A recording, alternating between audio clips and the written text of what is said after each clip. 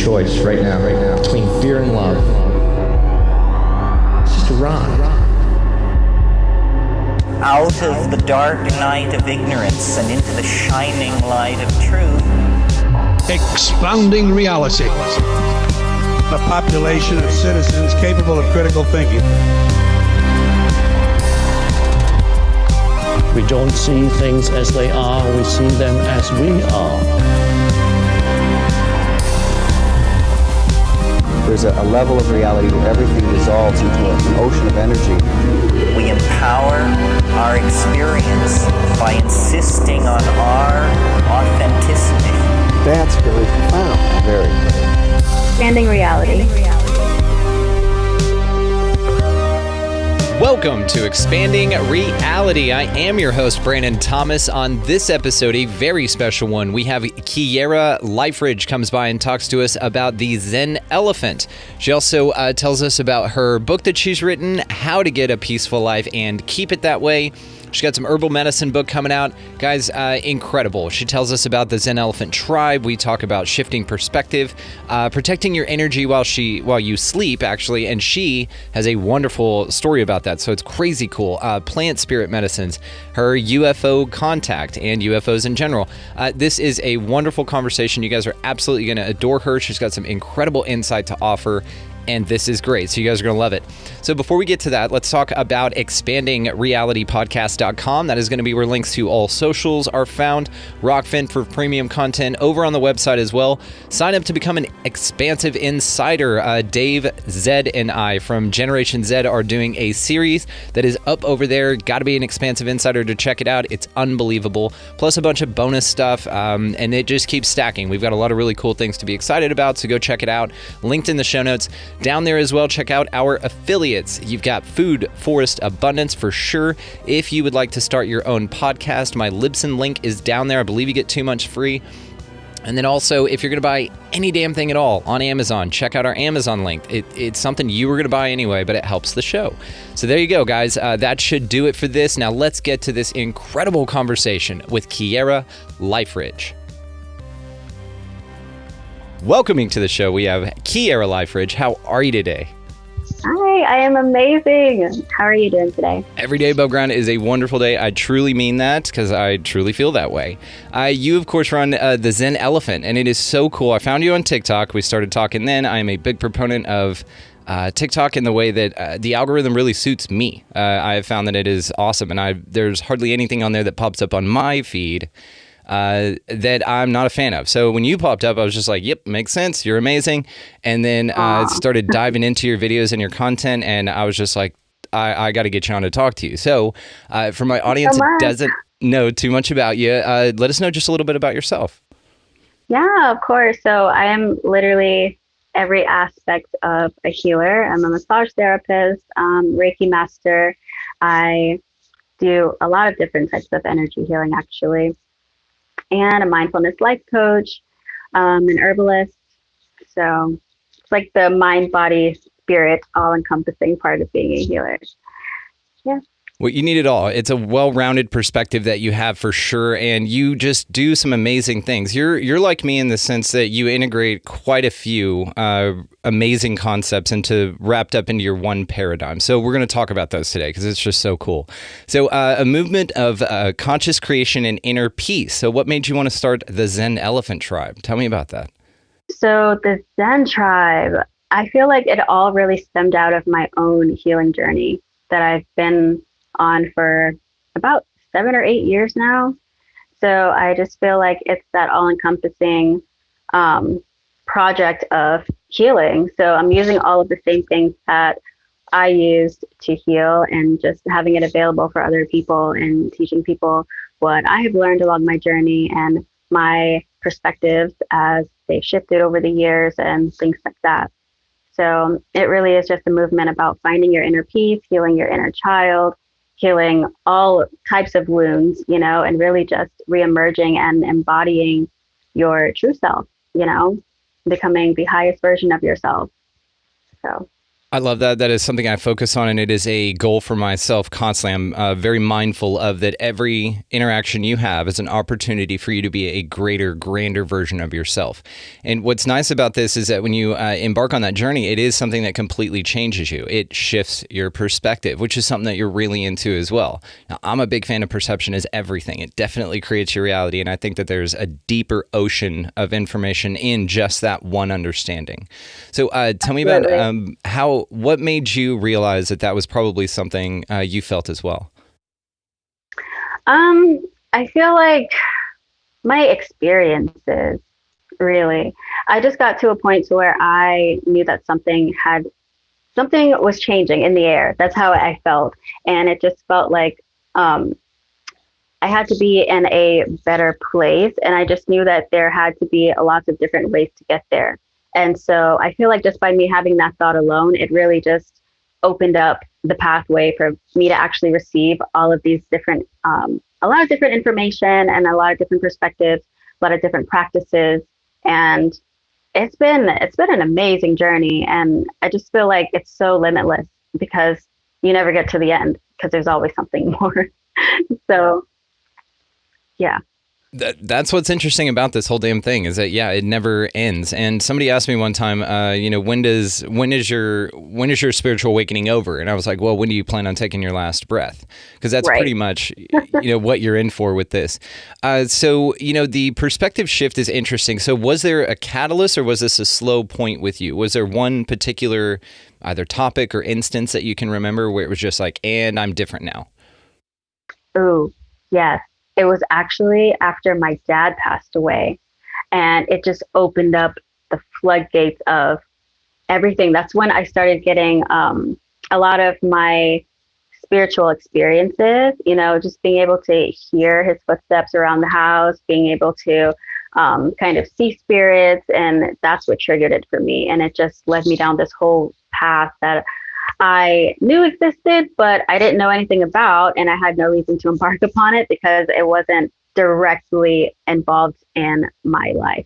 So because of that, it really led me down the whole path of realizing that I'm clairaudient and I can see, spirits sometimes, and just picking up on energy, becoming more sensitive to energy.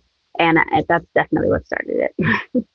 It's a good, loss is a great motivator, and my condolences on your loss, darling, honestly. Now, was your father spiritually enlightened? Was he into this kind of stuff? He was very open-minded. We used to watch a lot of conspiracy theories, like documentaries together and things like that. So I really learned from him to always keep an open mind. And yeah, so he wasn't super spiritual, but he was open to hearing about it, open to learning about it. So that's pretty much where I get it from, too. So I actually have that on my side. Well, it's incredible. And then, too, for him to be such a motivator for you in the way of open mind, that's where you got your perception shift right there. I mean, that concept alone, just be open-minded. Like, don't shoot down ideas right away because you don't know anything about them. Mm-hmm. Exactly. It seems like you were also given a second gift after he passed by him, which was to be illuminated to these type of concepts where really you just wanted to find out more. I mean, I'm sure there was a part of you that wanted to know kind of, where'd he go? Do you have any comfortable answers on that? Yeah. So I remember very soon after he passed, he didn't really go too far. I was feeling him all the time. It was actually this one incident where, because he was kind of a clean freak, right? So he would get triggered by even just like one thing in the sink. And I was leaving a spoon in the sink, and I kind of went to turn around and leave it there. And I just heard a cabinet kind of like kind of smack into itself. And I was just like, oh, okay, yeah, you don't have any control about this anymore. You're not physically here. So it's kind of like a joke. And he's around all the time. He's honestly a huge presence.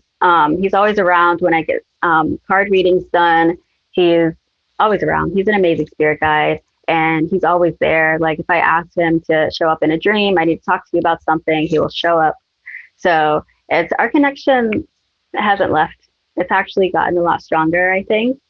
So it's pretty cool. I was about to say, that sounds so amazing because, it sounds like you're closer than ever. Mm-hmm. Yeah. Well, that's beautiful. I'm grateful that you've got that connection. So what part of your perception shifting does shadow work play? So I used to have extreme anxiety, and I dealt a lot with depression, and my mind was all over the place. And it was to the point where I would get freaked out when I walked outside. It just felt like everyone was staring at me, and I never really fit in. So it was a lot of these childhood things that I really had to overcome. And I felt like I needed to go to a deeper place because I knew it had to stem from somewhere before I even realized it had to do with my childhood in the first place. So that's really how my shadow work really started. And it's been an intense journey, but I feel like the more you embark upon your own shadow work journey, you really come to this realization that, one, you're not alone, and there's so much support, whether it be from this physical realm or even the spiritual realm. And a lot of the times that's where I would receive my comfort from, just being around all of my spirit guides and just knowing, like, my angels, and just knowing that they're like, I'm always being led to something better. I'm always being led to discover something more about myself that obviously I didn't know was there. And just the whole healing journey in general. Yeah. I love it. It's beautiful. So the words shadow work rather are thrown around quite a bit, but I'm not sure that people seem to have different definitions or interpretations of that. So I'm honestly just curious, for continuity's sake here, what is your definition, or how do you think about or articulate to other people shadow work? I always say that it has something to do with healing the deepest and most darkest parts of yourself that sometimes people just don't want to face. It's your shadow. So it's like a lot of people don't want to confront it because sometimes it has to deal with a lot of shame, a lot of fear, sadness, just a lot of very repressed feelings and emotions and experiences. And it's like, these are the things that hold the key to such a great transformation within yourself. And it's like, these are, some of the most monumental lessons that you need to learn in life. So it's like, when people don't deal with these things, you just end up repeating these same cycles and kind of adding on to the shadow, when you could just kind of, dive deep, go all in, nip it at the bud, and, just come out a whole brand new person. And of course, it takes time, but I feel like shadow work, it's a lot deeper than sometimes people make it seem, Yeah, one of the ways, I've got a good friend, Christopher the Astro Medium, and I believe the first time he was on my show, he was talking about this metaphor of that you're basically like underwater, and the things holding you down, or the things you need to deal with, are like chains or strings and holding you down and weighing you underwater. And every time you dive into shadow work, every time you heal a part of yourself, you release one of those chains and ascend a little bit higher. So you're that closer, right, to freedom, to air, to not struggle. And there's also some people who, this idea of just terminate the ego and get rid of the ego. And I completely disagree with that. What are your thoughts on that? I disagree because I feel like you need aspects of your ego. You can't just get rid of it. I feel like there should just be a balance, like, don't let your ego take over too much. And, there has to be a balance with everything. We live on a plane of just complete polarity, like, good, bad, beautiful, the ugly, like, you find your balance. I feel like that's how you truly master being a human being, so that's what I think about it. I could not agree more. It is a balance. And then, one of the ways I've kind of described it is whenever that ego pops up, it's gotten you to this place. And, egos are very necessary for this environment. It helps you survive. It helps you not fall off a cliff, or, a loud noise that something's coming, you turn around, you're like, oh, I just survived something that if my, instinct to survive hadn't been there, I probably wouldn't. So it's a very necessary tool for this environment. But also, I completely agree with you that mastering it is very important. You see this metaphor in Peter Pan, whenever he's chasing his shadow around and he's trying to sew it back on his feet. It's that idea that it's not only something else completely, but it's part of you, and that you need it to be a part of you. Absolutely. I agree with that 100%. I did not think about the Peter Pan like that. I haven't seen it in a long time, but that's really good. I didn't notice that before, but I absolutely agree. Yeah, it's needed. I agree. I completely. And so when we talk about shadow work, it's just something I thought of. I was like, yeah, maybe that's why Peter Pan was chasing his shadow around and so obsessed with making sure that it was back, because he didn't feel whole until it was back. But that's like a dark, mischievous shadow, side of yourself, right? But it's still you. It's still very much part of you. So you can't cut your nose off to spite your face, right? Exactly. You got to own it. You got to own it, accept it, face it, and really just deal with it, because, you can't keep fighting yourself. That's all you're really doing. Anytime anyone is battling with, depression or anything really dark, it's just a constant battle with yourself. And sometimes you just have to let it go and surrender, because that's the only way you're going to get through it, is if you surrender and face it, Yeah, I completely agree. And everyone has different methods for going about this. So again, just for continuity, because I'm sure my audience is curious for a variety of options here. When something, let's just use an example. When something pops up as far as something that you need to deal with personally in your life, how do you approach that part of yourself that you need to heal? I have this whole self-analysis that I do, and it might be a little, I wouldn't say extreme, but first of all, take a few deep breaths, and I just kind of sit in the meditation. And first, I kind of ask myself, why am I being triggered by this? What does this mean? Where does this stem from? And how many times have I repeated this? I kind of go through all of these, this whole list of things in my head, and I journal it out. I kind of just sit in silence. I like to listen to a lot of Native American flute music, and sometimes it gets me in my zones where I can just kind of center myself, because I feel like that's the first thing you really need to do when you're doing any type of self-analysis. You need to center yourself so that you can actually go within and receive the information. So, yeah. And I just kind of look back at older past experiences and kind of seeing certain cycles play out. And then I'm just like, oh, okay. Yeah, I see how this started. We're going to have to fix this, so it's, you just got to go within. That's the only way. I could not agree more. And it's interesting because this place is kind of like lessons that you learn are kind of like an instant replay thing, to where you really don't get it until you look back at it. It's very challenging to walk into something with innate detail of how a situation is going to turn out or how you feel about something, having not experienced it.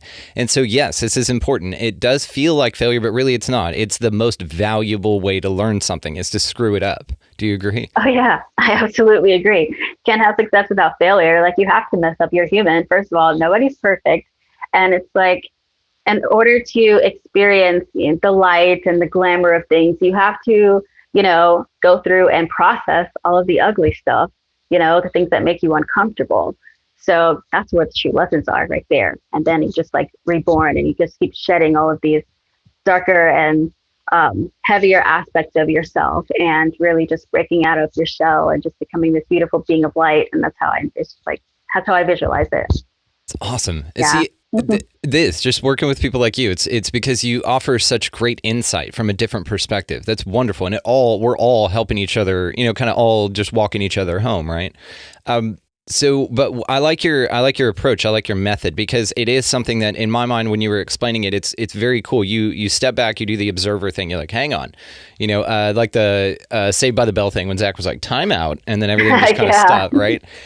But I like that approach, because rather than sitting in it, getting further into it, it feels like when something hits you like that, whenever you said stay grounded, what came to my mind, or I was visualizing as you said that, was like, whenever something hits you like this, that's what it feels like. It hits you, and it kind of throws you off balance a little bit, or you're back on your heels a little, in a physical way.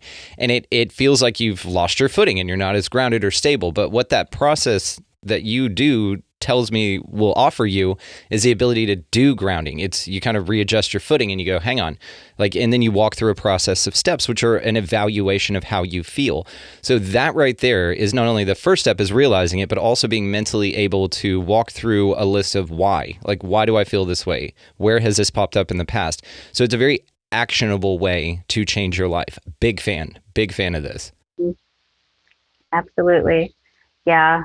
And, trial and error. I had to learn to get to that space, because I do have a rule, and that rule is to just not spiral. Whatever's happening, whenever you get triggered, whenever something's not going your way, just do not spiral. Don't add to the chaos with your thoughts or your energy in general. Just stop. The first rule. Stop, center yourself, figure it out. If you can't figure it out, that's okay. Take a nap. That's all right. Like, listen to some music, find a way to quiet the mind. Awesome. and it goes back to that great piece of advice that if you don't have to make a decision, don't. Absolutely. Yeah. Mm-hmm. Just I sit agree. with it. Mm-hmm. Sometimes you just have to feel it. And that's something that a lot of people don't really like doing because it doesn't feel good. And not everything was really meant to feel good when it's a lesson that you're supposed to be learning, whether it be patience or whatever the case may be. But it's better to sit with it. And it actually releases a lot quicker when you do. Yeah, it does, because you're giving it attention. You're making it feel heard and validated. So there's something actually that I've just kind of thought about lately. I'd like to bounce off you if you don't mind. So the way I kind of approach this thing is that you don't deny it. Like a lot of people, exactly to what you just said. It's not comfortable to do this and to experience this stuff, but it's very, very necessary if you are on this journey of moving forward. This is what's interesting also about this path. It seems that a lot of instant gratification type folks where they just, and who doesn't, right? I mean, I get it. But also it's different because we look at it differently, and people like you and I. And so whenever you look at this and it comes up to you, the way that I've been kind of approaching this mentally lately is to give it attention, like give it your attention, focus on it, say, hey, I'm here, I'm hearing you.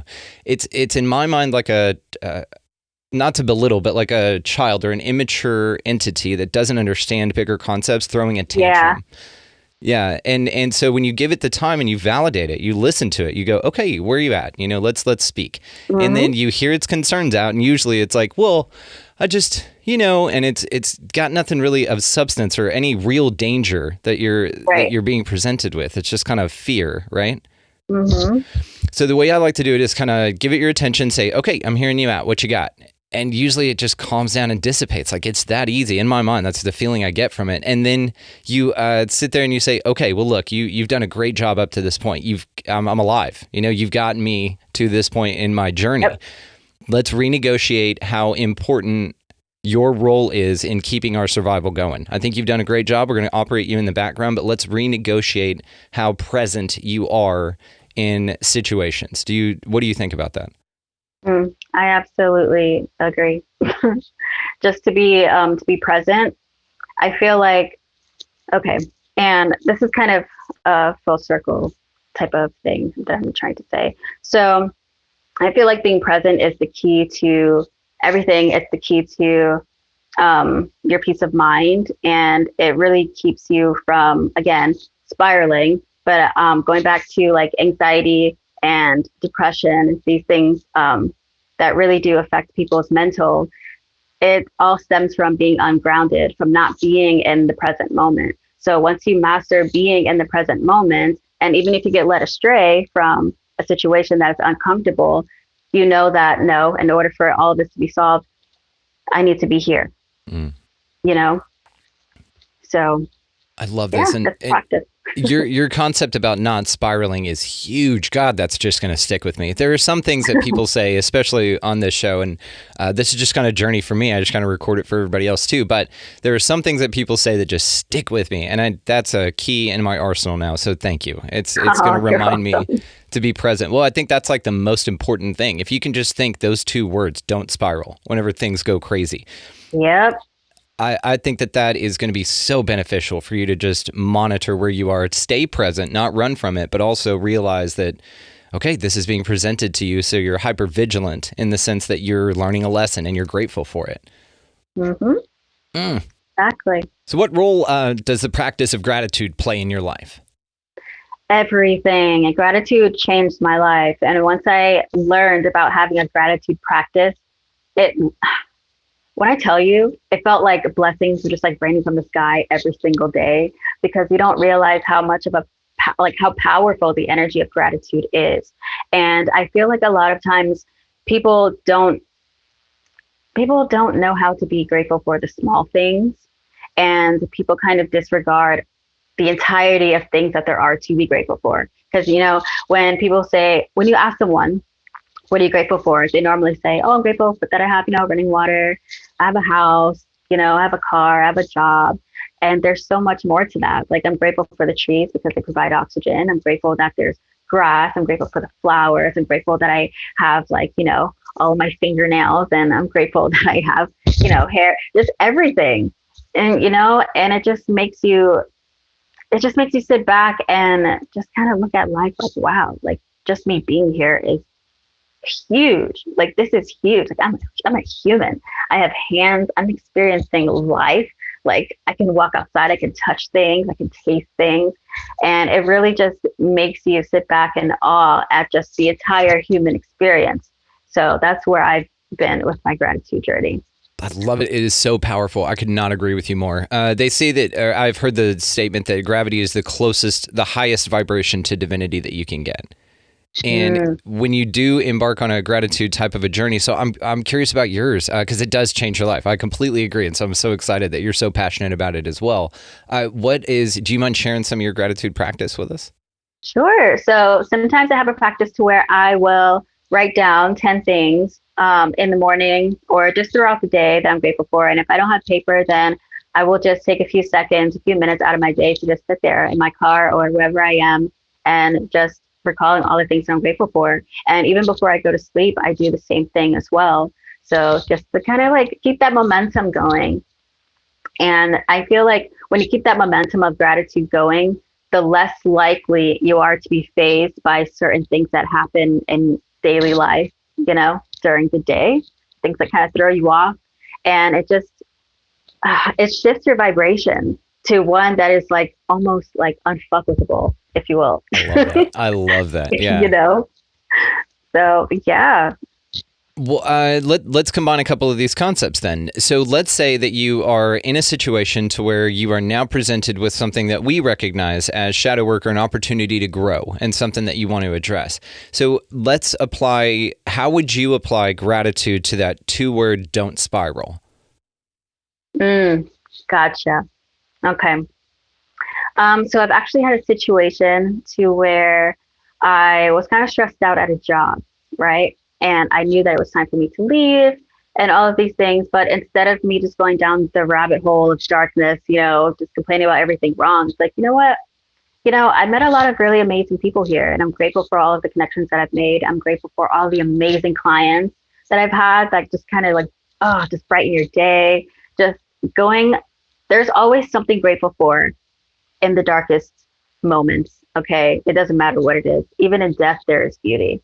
So it's like just finding that glimmer of gratitude in every situation, because there always is something, and I feel like that can just like catapult you just along your entire spiritual journey of life in general, because you're choosing to see the brighter side of life, the brighter side of every situation.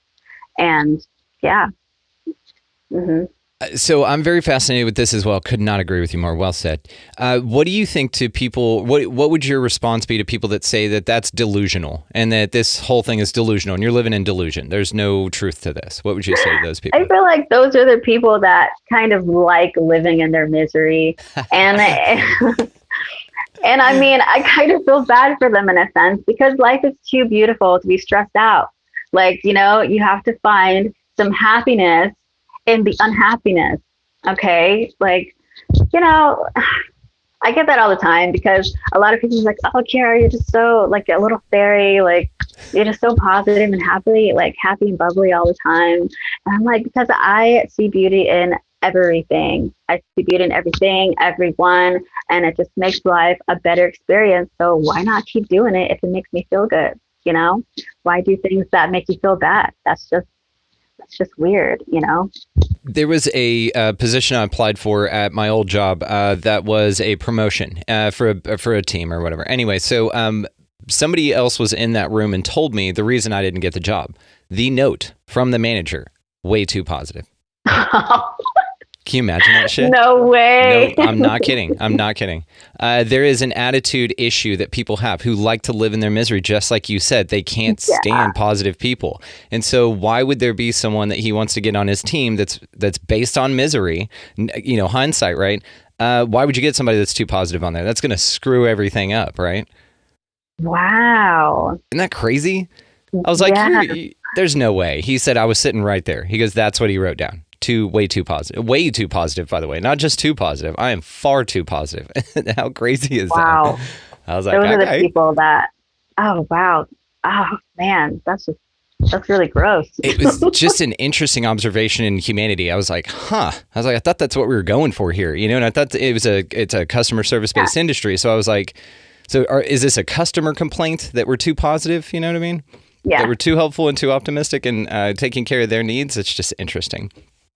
So I am super curious because you had a video that I saw about protecting your energy while we sleep. So now, we've got to walk around, we're mindful of energies. And then now, even when I'm unconscious and flying around, in another dimension, I've got to put my body on some sort of safe mode, like the Batmobile, remember in Batman Returns when he pushes the button and it locks up? Okay. Is that kind of what you're talking about? Yes, completely lock it down. I have noticed huge differences from when I forget to kind of protect my space at night than when I do.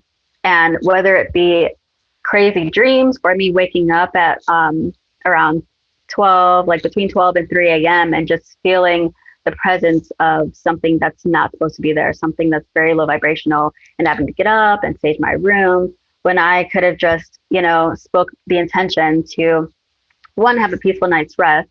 And I always do this grid of 100% source light, 100% God light. Then I put it in my room, I put it around my house just to keep my whole space protected while I'm sleeping, because sometimes some spirits like to creep during the night, and I feel like that's just the time at night, leading up to the early hours of the morning where spirit is just very active. And so you just want to make sure that you're protected. Yeah, that's weird that is when the most activity happens, but that's also allegedly when we're in our deepest states of sleep. Is that REM sleep? Mm-hmm. Why do you think that is? Do you think that there's a correlation there between the fact that our bodies naturally do that and that the spirit world also, the veil is super thin at that time? I do, because I feel like naturally because we are all in the astral when we're sleeping. Right. So naturally, just that by itself, because, the energy is just like very heightened. I feel like that's what it is. A lot of us are just in the astral plane at the same time. And it seems, it seems that there's things here, psychedelic states as well, some sort of meditations, DMT, but also sleep, where you seem to be kind of vulnerable. It's like those, this is a silly example, but like, let's say a family of raccoons lives in a tree, okay? And they leave for the day. The mom leaves, all the babies go with them, so the nest is empty, or the little hole in the tree is empty. And then whenever they come back, let's say wake up in the morning or come down from a psychedelic experience in this metaphor, then there's a snake in their tree. And you're like, dude, we were just gone like 10 minutes. What the hell? How'd this thing slip in here? So that's crazy that can happen in a spiritual way as well, that your energies are that like flimsy, that you get, like, could you hear of things like walk-ins and stuff like that where just a spirit will take over your body? Like, what the hell's going on? Exactly. And you'd be surprised at how many spirits and souls would love to have a human body, love to just be attached to one, because then it's kind of like they get to live vicariously through you and enjoying some of the physical things that we do here. And sometimes those things are not, not the most positive things. So the as above, so below thing, same thing. So snake can take over the tree. We have an example of this here. You have deadbeat partners that you're with that are just dragging you down. That's an example here. Like it's the as above, so below thing. That's fascinating. Yeah, absolutely. I think so. And I know that I had this one. I've had a few experiences to where I didn't. The astral realm gets wild. Okay, I think like number one on my list for me. And this doesn't even go into my my visits with extraterrestrials, but yeah, we'll get there. Yeah, so I forgot to protect my space while I was sleeping, and I was in the astral, and there's this plane between like the dream world and the physical world, and I have not figured out what that place is yet. But when I'm visited, that's the place. But I was in this place again. It's somewhere in the astral, and that's very real. And there was like UFOs outside. There was this whole landing happening. These tall, I don't think they were Nordic, but they were about like 10 feet tall. There was just chaos going on outside of my house. And I'm just like, okay, I need to wake up. This is insane. And I woke up, and even the energy in my room, it just felt like this raw energy, like whatever was happening was really happening. And I had to clear my space again. And so there's just so much going on. So I really do encourage everyone to just protect themselves while they're sleeping, you know. So I want to come back to that dimension for you, but I was just curious if you don't mind sharing your source light that you do. What is your prep? So you're about to go to sleep. You're like, okay, I'm getting set up to protect my energy. Here's what I would like to tell people how to do that. How do you do that? Okay, so I simply just set the intention. I just say that it is my intention to set up a grid of 100% God light around the inside and outside of my house for the next 24 hours. And I also have the intention of having very peaceful night's rest, you know, and waking up energized and all of these things. And sometimes I will burn my sage before I go to sleep, or, you know, light a candle. That's just very soothing for me to do that. But yeah, intention is everything. Is there like a permanent anchor, like one to where you can just say, you know, I want it forever, Z's? Like you don't have to specify, because if you can specify 24 hours and it'll hold for that long, why not just do it forever? Like do an open-ended one. Do one for infinity. So I have thought about this, and I feel like, because if you just set the intention that it's there forever, like, yes, if you keep holding on to that intention, like throughout all day, every day that it's there, absolutely it could work. But for me, it's like sometimes I would probably forget that I would even set it there. So then it's like, is it still working even though I forgot that I did that? And then I also take into account, like, you know, the people that go, like, that come in and out of your house during the day, like people just bringing, you know, their energy with them. Mm-hmm. And so it's just kind of wanting to clear it, you know?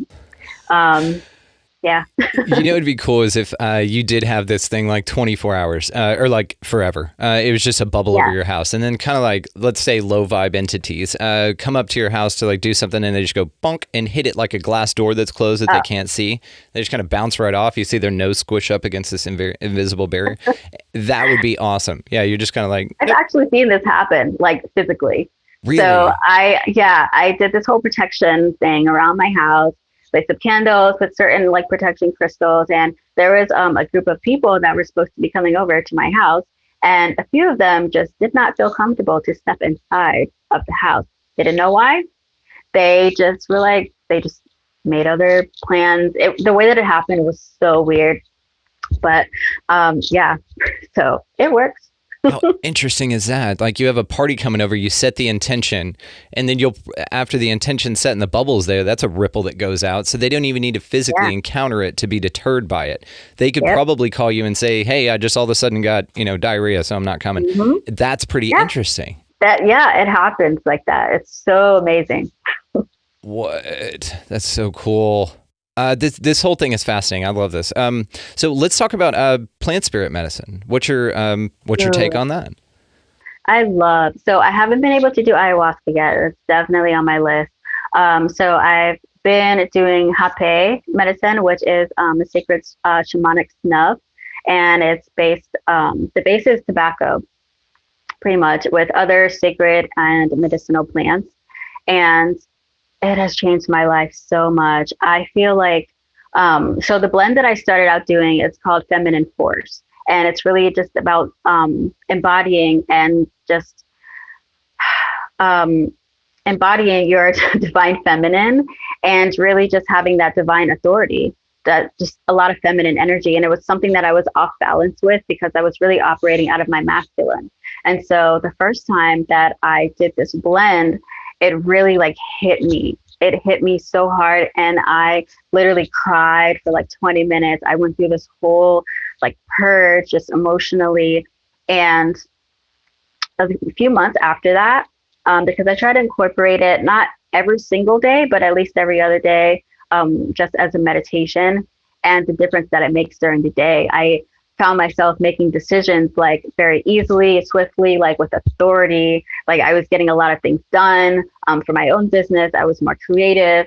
I just had this whole like divine, like goddess presence. Like then that's what it truly gave me. And I love working with plant spirits because one, they actually do speak to you. And I find that so interesting because I know a lot of people who have done like ayahuasca, they say, oh yeah, like the plants speak to you. And some people are like, yeah, whatever. Yeah, no, yes, you actually do get to communicate with these plant spirits, and it is amazing, and I've done my own hape ceremonies when I'm just in like such a place of surrender and just upset, and they're just kind of like pick your chin up, and you just like see this beautiful Native American woman, and that's who I see sometimes when I do certain blends, and she's just in this forest with me, just talking to me, and it's just amazing the amount of support that we actually really do have here, like in the spirit realms and just with plant spirits, and it's phenomenal. It's amazing. And do you have the apparatus where you blow it up? It's like the two-way thing? I do. My Caripe, yes. I do have it. Caripe. Caripe. Okay. That's awesome. Okay. Yeah. And I've seen people do that. It looks terrifying, but it looks awesome. Like I would totally be on board with this. I've just haven't gotten the opportunity yet, but I know I will. So I wanted to ask you about your books. So you've written a couple of really cool books. Tell me about that. Yeah, so I have an ebook called How to Live a Peaceful Life and Keep It That Way.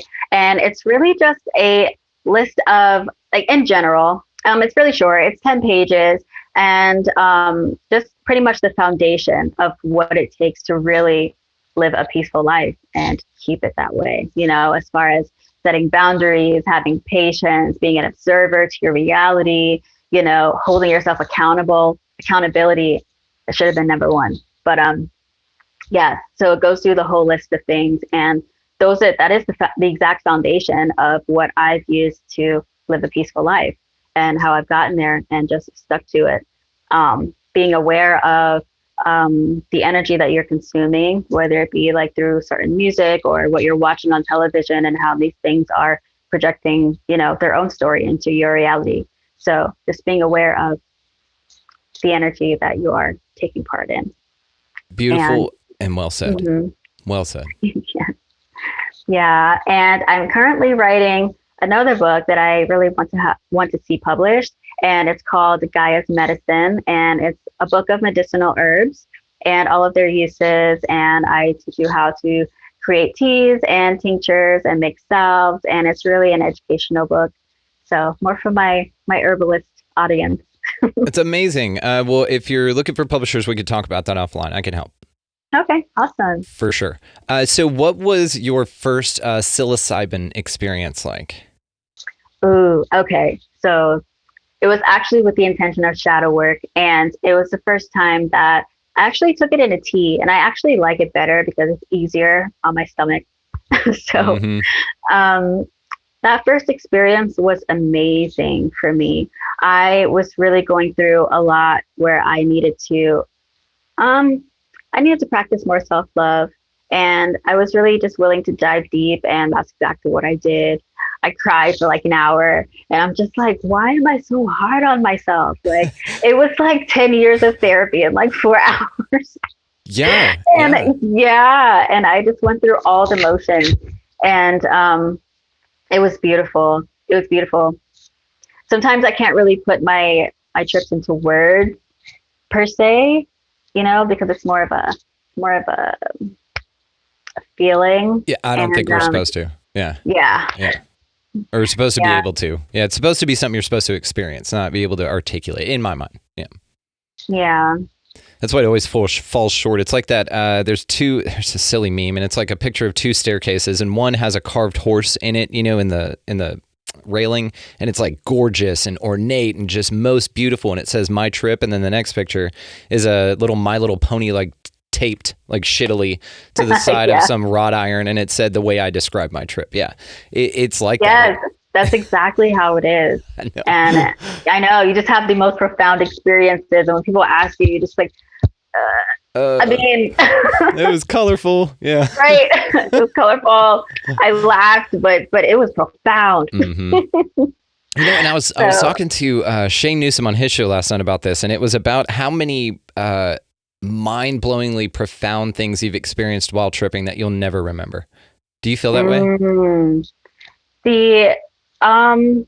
Now, what I Yes think to and this, no. what I think to this is, though, you do open that veil, they implant, and they're in there subconsciously. So it kind of works like a sub program that's in there that you're unaware is running. But as far as your ability to recall and articulate that profoundness without it being situationally relevant, which is when it comes up, it seems like it's so interesting. It's like you get a bunch of secrets and then they just shut down and lock away from you. They're like, yeah, we're in here, but we're not going to tell you. It's weird. Yeah. For sure. I think one of the most profound experiences, psychedelics I've ever had. Me and my friend saw it at the same time. So we had this super profound moment at the same time. And we were being shown what Earth really is. And it felt like we were on a stage, like on a TV set or something. And there was this bright light, just kind of like studio lights shining down on us, but it was the moon. It was the moon being projected onto this TV set, and we were all the actors and the actresses here to play out all of the drama. And it went so much deeper than that, and I really wish I could describe it more, but it made so much sense. It made so much sense, and it's like we're all here taking roles of all these different characters just to, obviously here to learn and things like that, but just the perspective of, are we being watched by the moon? Like, there was just so many things that came into my mind after that. And I'm just like, okay, what is this really, Yeah, this place is mysterious. So let me ask you this then. What do you think is going on here with this place? What do you think it is? So I think it's a hologram. I think a lot of this is holographically projected, just the things that I've seen and the things that you get to experience here. It's definitely a hologram. Yeah, I lean more toward that too. And that's that whole CIA paper thing. And I mean, there's so many people that talk about how crazy the moon is. So let me ask you this. What do you think the moon is? A satellite, and it's hollow, and it was definitely towed here. I don't think that was our original moon. Yeah. I mean, I'm pretty sure that there are beings that live there on the dark side of the moon or inside of the moon. But I definitely feel like it's a satellite. Okay, so it's a place we can get to. Yeah. Okay. I would say you could get there. Now, if it would look the same as the pictures, I don't know. Yeah. When it gets to that, it gets a little weird because, and I'm not going to say like I'm a flat earther. I just believe that everything exists based on your perspective of it. So it's like, technically, yes, around Earth, a sphere, yeah, it exists. But also I would have to take into account, other people's perspectives, like Admiral Byrd, where he actually saw above, the ice, and there was actually land outside of where we are. So then it's like, okay, so if the Earth was kind of just like flat, but then kind of like, what if there were just like layers, like rings outside, and then who's to say that there aren't rings below, so there's a lot of different perspectives on this. Easily my favorite way to look at this, and I'm so grateful you brought it up. Now, I think it's funny that both you and I go, now, I'm not a flat earther, but, and we start with that caveat because it has such a stigma to it. Just like I'm not a conspiracy theorist, I'm a conspiracy analyst. It's different. Yeah. And but I do love your idea. And yes, based on Admiral Byrd's testimony about how there was a continent larger than America, is what he said, larger than North America, with vast resources untouched by humanity. Now, I don't know that it was touched by something else, maybe he saw that, but I'm with you. Now, this is my favorite thing when thinking about the plane or the flat earth or any of that stuff, is that this is just one realm or area that we are suited to, geared to operate here. But there are things outside of this that are rings of different civilizations, and perhaps this is what awaits you in the next life. Maybe you just graduate and you've gotten all your merit badges in the Hunger Games, which is kind of where we are.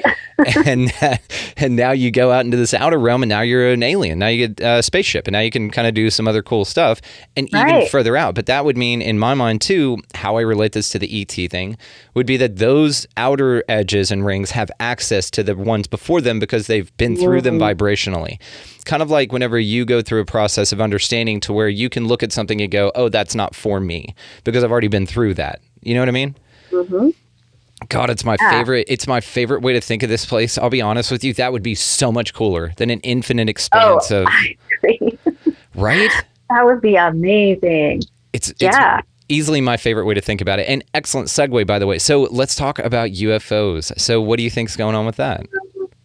Ooh, I think there is just a lot going on with that. Hell yeah.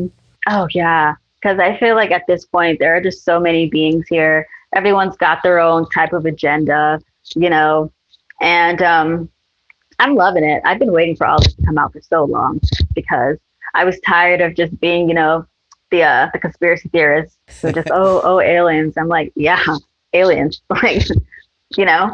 And I've gotten to the point to where, well, I remember my first UFO experience that I've seen, and it was actually in my neighborhood. And I was driving home with my cousin, and we just see this bright white orb just like sitting above the trees. It was probably like 10 feet above the trees, like and this was at nighttime, so it's like the street lights are on, and there's just this huge orb of light floating above the trees. And he was like, "What is that?" And I was like, "I don't know." So naturally, I was kind of pulled over, like on the sidewalk, got out of the car, and we're just staring at it. And that's how close it was. And we were just like, "What is that?" And not making any sound or anything. And we stood there for about 10 minutes. And then I guess my cousin started getting freaked out. He's like, "All right, let's go," because I think this is like an actual spaceship and I don't want to get abducted. How big was it? Oof. Okay. So as far as size, kind of hard for me to gauge. I would probably say I'll say like 10 feet. Okay. Like 10 feet wide, just like a huge orb. Mm-hmm. And what's interesting is like the glow will extend past the structure. So we talk about like crafts that come and land that are not light's not coming from inside them, but it itself is illuminating and resonating light out of it, like some people say the moon does. So when it lands, there's a structure of a craft in there. Now my question is were you able to see the structure of anything in there, or was it just a blinding? Yeah, I wasn't able to see the structure of this one at all. It was just, I think it was just too bright. And it was kind of like looking at a less dense sun. That's what we were staring at. But it was just very white, like very white light. Interesting. So there's this thing called the Oz effect. When high strangeness occurs, it sometimes will be a part of it where you hear no sound whatsoever when strange things happen like that.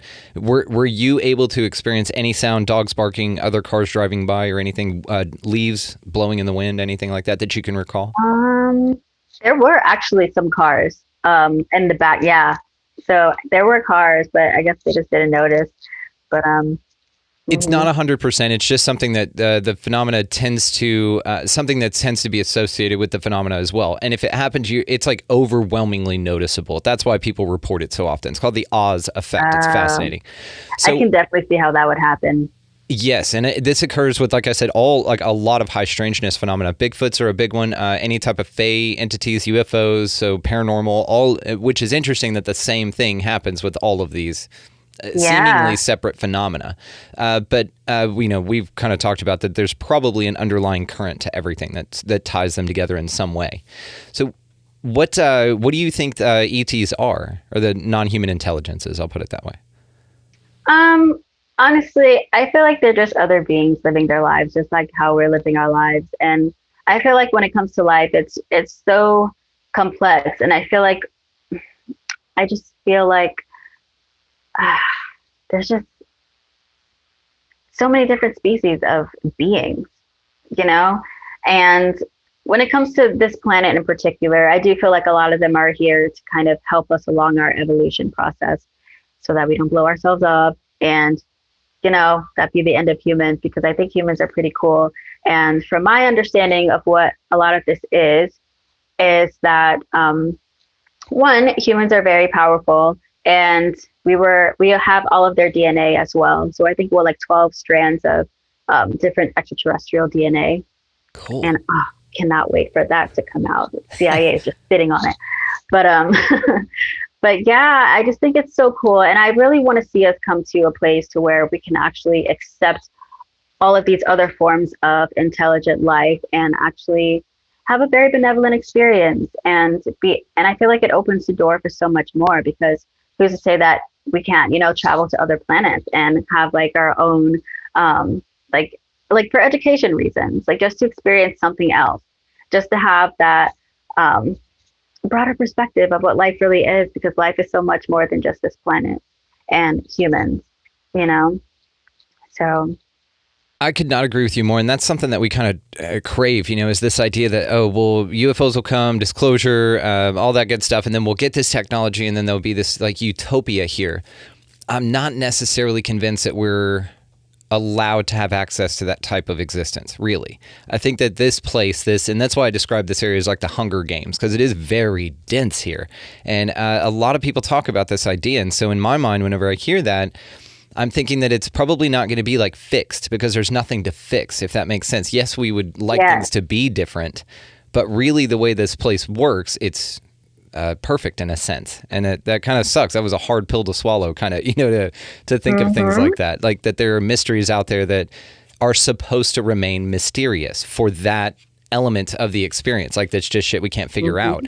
So it's so it's like, is that energy of just that there are mysteries around? And I think this is why, like you said earlier, whenever you start to figure things out, it only opens a million more questions. And really, your experience starts at a pinpoint and then just further expands out into options. So now you have all these different options, and it just keeps going and going and growing and growing. That's the expansive universe I think that they're talking about. Not a physical place that's expanding, but the ideas and concepts that as you approach them, more manifest in front of you. Now, rather, the fact that you got close to them is the reason the universe or something had to conjure up some sort of next level. You know, maybe that's it. Maybe that's part of what the mysteries are, is the closer you get to them, more mysteries have to manifest so that it retains that element of this experience to be mysterious, so you can't figure everything out. Exactly. And I feel like in regards to even extraterrestrial species, they experience the same thing. Right. They don't know why we're here either. They just know that they are. So it's like this continuous learning experience, a growing experience, mystery after mystery after mystery. And it's just, that's it. It's like, you know, so in a sense, we're all on the same journey, but in a different way.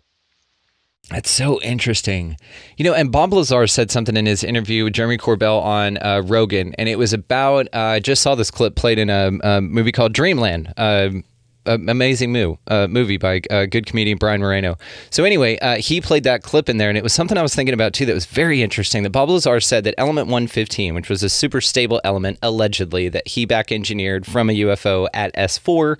And so how he explained it though is that if it's so different that it's a stable element not found here, but then they were able to release it here years after Lazar's alleged encounter, which is interesting, that now it's something that we have on Earth, but it wasn't before. But what he explained as that stable element, he said that maybe they use that because where they're from, it's everywhere. Like it's just the thing. And they happen to utilize that as a fuel source or an energy source for some sort of travel, whether it's interdimensional, interstellar, whatever.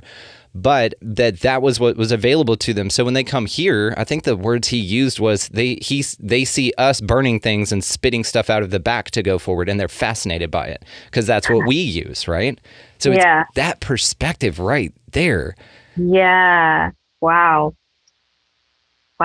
Yeah. It's mind-blowing, right? So you're just like, they're just as curious about us. So like, why are these monkeys doing that? That's crazy. Hang on. They have these things called trains. Like, what is that all about? You know, it's weird how they look at us. They're probably just as fascinated.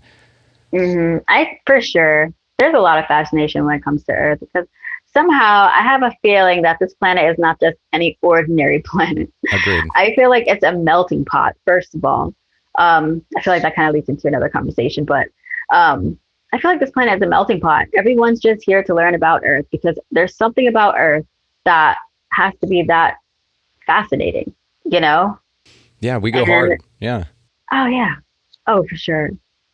Probably such a broad range of polarity here, you know? Like, why do humans think the way that they do?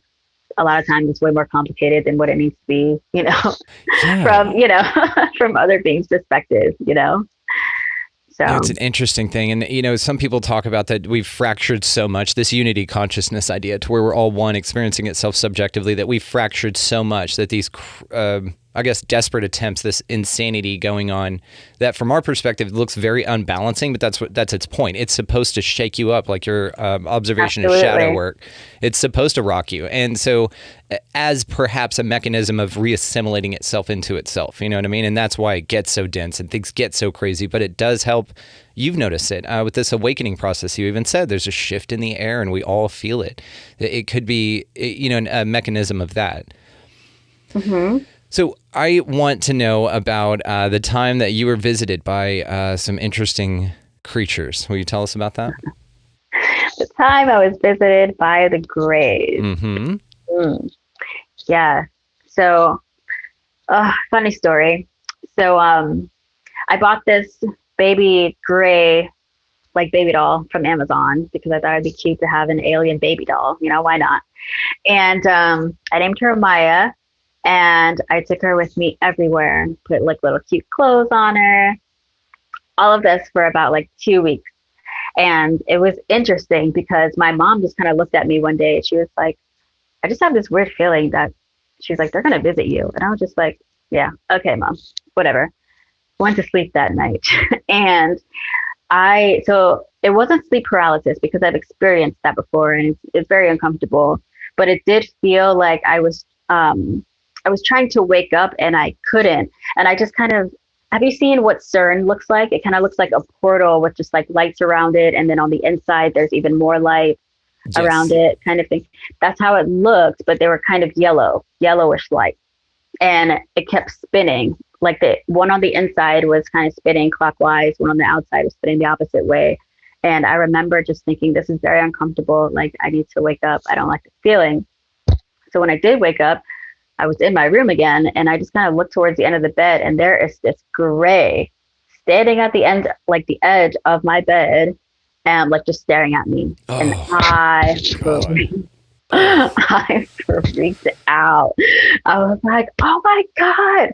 And I grabbed my phone and this was in that in between. I don't know what this area is between the dream realm and the physical, but it's this very real plane, like in the astral, but everything's happening for real.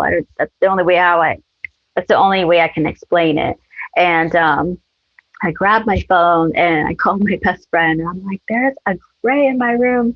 And so what ended up happening was I looked to my side and there's like this little toddler gray, like with his hands like on my bed, just kind of looking at me. And I think the taller one that was standing at the edge of my bed, he started to get a little anxious and freaked out. So he ran and he left something on my dresser and then ran out through the wall. He ran through the wall of my room out of the window. And so I'm like, oh my God, this being just walked through the wall. There was so much I was trying to process. And I looked over to my dresser and I saw what he left there. And it was this ceramic statue of a human hand holding a gray's hand, just like holding hands. And I remember that it said something about the hybrid children program. I forgot exactly, but it said hybrid children, something. And I turn around and there are these two other people in my room saying that they were sent to me for me to heal them. Now they looked human, but they were telling me that they were some type of hybrid and they needed me to heal them because they heard that I was a healer. And I was confused because I didn't really know what to do with that information. And so a couple minutes after that, I just woke up and I had to process all of this because I'm like, what just happened? Yeah. What a hard flex for your business, though. I heal aliens. I heal alien hybrids. They come to me. Right? It'd be cool if they could give you some sort of reference. That's really, really cool. So many questions. So many questions. Okay. So when you saw the entity at the end of your bed, the taller one, did you see what you remember seeing? Was it just pretty stereotypical gray? So this gray had a smaller head. I know a lot of times when you see like a gray, you see like a big head, big round head with big bug eyes. This one had a smaller head, was kind of oval, smaller head, still had big eyes, but they were like a little slanted. Yeah. And it was physically gray in color, like an off blue or something? Yeah. Yeah, like an off bluish gray type of color. Very skinny. It was probably because he's standing like in front of my altar space. So he was probably about like 4'6", 4'6", give or take. It's interesting because, like, even in the Travis Walton account, they were smaller-headed beings, but they were like beige in color. Even Whitley Strieber talks about this in his book Communion. They weren't really gray; they were kind of a different off color. The publisher made him change the cover of the book. Anyway, they didn't think that was interesting enough. So, which I find very interesting. What was I going to ask you? Okay. But what's interesting about this too is a lot of people say you mentioned the slant eyes. Now, would you say that they were more large and oval shape, or more? I'm going to do this as respectfully as possible. There's a lot of people that say that a lot of the entities they see would pass as Asians on the street. Like they could walk among everyone and just be blend in with Asians. Now, we hear this about Pleiadians and stuff too, but one of the more common occurrences would be this Asian style entity. Was it something like that, or? Nope, full on extraterrestrial. If this being was walking in a crowd, like everyone would be freaked out. Gotcha. Okay. Yeah. So. Okay, so now I'm curious about the little one. The little one seemed to be, I mean, obviously it's some sort of like take your kid to work day, kind of a thing. Yeah. Yes, it just looked like a little toddler. The bigger head, very like big bug eyes, just with like really skinny fingers. Do you remember how many? Hands were just on the bed. Four fingers. Okay. Mm-hmm. So like 4 here and then a thumb, or 4 total and no thumb? Just 4, yeah. See, yeah, and you've heard that too. Interesting. Okay. Yeah, he's kind of like little bloop bloop. We just have to drop this statue off real quick. Just don't touch anything. Your mother will be home later. It's like, God, I got a babysitter called in. I bet they have the same kind of problems. What do you think? Oh, yeah, for sure. I would like that. Get the baby, but yeah. Right. Couldn't get a sitter. She called in. So, but I got to do this, union. So do you still have the statue? Was it a physical thing left, or was it just something that you... No, I woke up and I checked and I looked at it and it wasn't even there. I was so hoping that it was going to be there. I'm like, oh my God, I'm going to have proof. Damn, yeah. Yeah, no. So do you think you're a hybrid of any kind? Yes. Do you really? I haven't narrowed it down, but ever since I was a kid, there was just a lot. Because, and I don't have anything against, like religion or Christianity or whatever, but I grew up in a very Christian, like, household. And I remember being, like, a little kid, like, sitting up in my bed at night, just thinking about how expansive the universe is. Just thinking about how there's all these stars, which means that there has to be so many, like, more planets and more universes. But then it's like the things that I was being taught was like contradicting what I was feeling, And so I was a little conflicted, but I've always felt more just attracted to outer space and just having that feeling that I just don't belong here. And I never really fit in, growing up. And so there was always I always knew that I really wasn't from here, which when it comes down to it, no one's really from this planet. So we're all starseeds, hybrids of all kinds. We've been all over the place, and it's just I feel like some people are more aware of it than others. Could not agree more. Have you had any other interactions with any non-human intelligences? Yes. So I was actually going through this workbook called I believe it's the Pleiadian workbook, and there's a lot of different exercises and meditations, and then the whole book is really about shadow work. And so there's a lot of different meditations that I was doing. And I was actually visited by a Pleiadian woman in the same space, the same astral realm, because there was this meditation that I would have to do in the morning as the sun was rising, facing the east, just kind of focusing on the sun and the sun's energy, right? And so I woke up and it's like she was waiting for me. She was kind of leaning on the wall, like an older woman, blondish, gray hair. And she was telling me that the meditation that I was doing, energetically, I wasn't getting everything that I was supposed to get out of it because of the energy that was coming from my brother's room. So my brother's room is like across from mine. so she told me that I needed to clear his energy field. And she was like, "Do you have a rattle?" And I said, "No, I don't have a rattle." And it was funny because I have sound bowls scattered all over my room. And she kind of picked up one of the, the sticks to play the sound bowl, and she kind of tried to shake it. And I'm like, that's not it.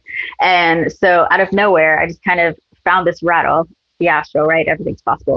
And so I got this rattle, and all of a sudden my brother is standing by my window, and she told me to start at his crown chakra and just kind of work my way down and clear his energy field. So I did. And so my brother is on the spectrum of autism. He's high functioning autism.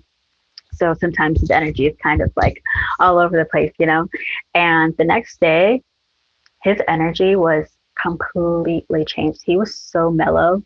And my mom actually came to me and she was just like, "Is your brother okay? Like, did he take something?" I was like, "No, well, I cleared his energy in the astral, so he's calm." Like, this Pleiadian showed up. She told me how to clear his energy. No big deal. She thought it was a stick, so I had to manifest a rattle. Right. You know, beings, they just don't get it. They drive. Right. You know, they can't know everything, I guess. Man, So, that's interesting. yeah. That they have like the secrets to the universe, but they don't know the difference between a stick and a rattle. Like that kind of stuff blows my mind. It's like when you know everything, you know, to me, I just kind of think that they know everything. But just as what we were talking about earlier, there are things here they don't experience. This is why I think that the grazer entities are so obsessed with like buttholes and genitalia and stuff like that, because number one, they don't have it, and number two, it's kind of it's a portal for us to bring life and to create life in this place, right? And so in my mind, it's something just as fascinating as us burning fossil fuels to them.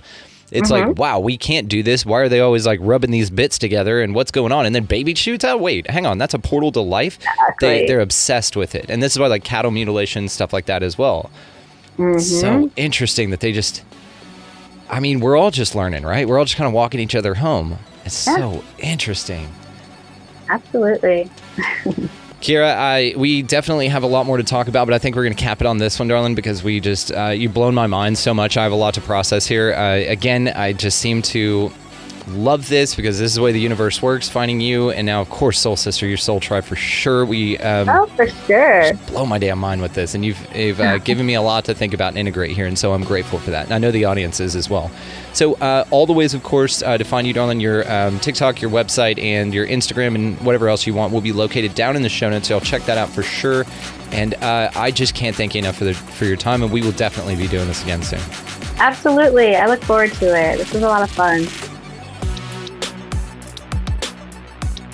Want to take a moment and thank Kiera for coming over and hanging out with us on the show. The Zen Elephant and all the other ways to find her are going to be located down in the show notes, guys, so make sure that you check her out. Thank you so much, Kiera. It was an absolute delight.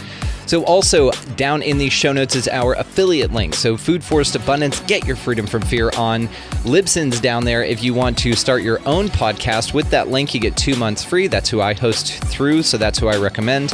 Also, Amazon, if you're going to buy any damn thing at all on Amazon, go ahead and run it through our affiliate link. It just helps the show. It's as simple as that.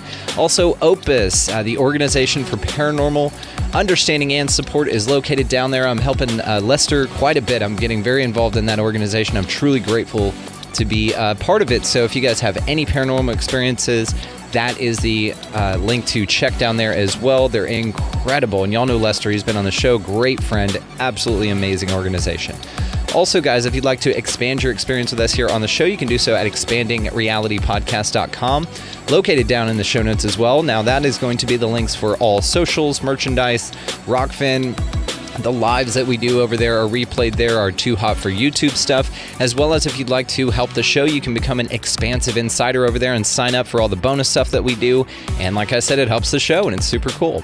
So y'all go out into this beautifully amazing place, whatever the hell it is, and y'all pick up a piece of litter. Go ahead and get out of the left-hand lane because that's a pain in the ass if you got somebody behind you wanting to pass. Smile. It's not hard. Smile at everybody you come across. Open doors. You can really shift the vibration just with a simple mindfulness thing like that. Like just pick up a piece of litter, buy somebody like, hey, let me get that coffee for you. No big deal. Massive difference in the collective. Go out into this beautiful place, guys, above all and anything else, and y'all just be good to one another. Thank you so much for listening. We will see you next time.